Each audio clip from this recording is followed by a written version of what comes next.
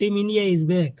આ છે આપણું બિંદાસ back of India. South Africa સામે બહુ મોટી હાર પછી ઇન્ડિયાનો ઈગો હર્ટ થઈ ગયો હતો ભાઈ. કાલે દેખાડી દીધું કે આ આપણું ભારત છે. હવે ઇન્ડિયાને સેમીફાઇનલમાં પૂગવા હાટુ કોઈ નેટ રન રેટની જરૂર નથી. બસ વેસ્ટ ઇન્ડિઝને હરાવો, સેમીફાઇનલમાં પૂગી જાઓ.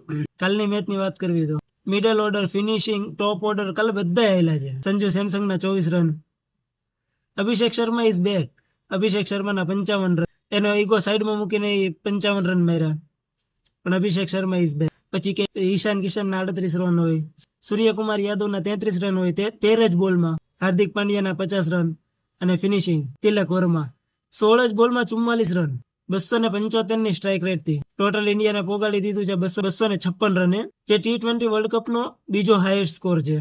કાલે બધાનું પરફોર્મન્સ સારું હતું. બેટિંગ, બોલિંગ, ટોપ ઓર્ડર, મિડલ ઓર્ડર, ફિનિશિંગ બધું જોરદાર હતું. આ છે આપણું ટીમ ઇન્ડિયા, જેનાથી બધી ટીમો બીવે છે. અને ઝિમ્બાબ્વેની વાત કરવી તો બેનેટને ન ભૂલાય ભાઈ. 97 not out. Well played Bennett. અને હવે આની સાથે નેટ રન રેટની હવે કોઈ જરૂર નથી. બસ વેસ્ટ ઇન્ડિઝને હરાવો, સેમીફાઇનલમાં પહોંચી જાઓ.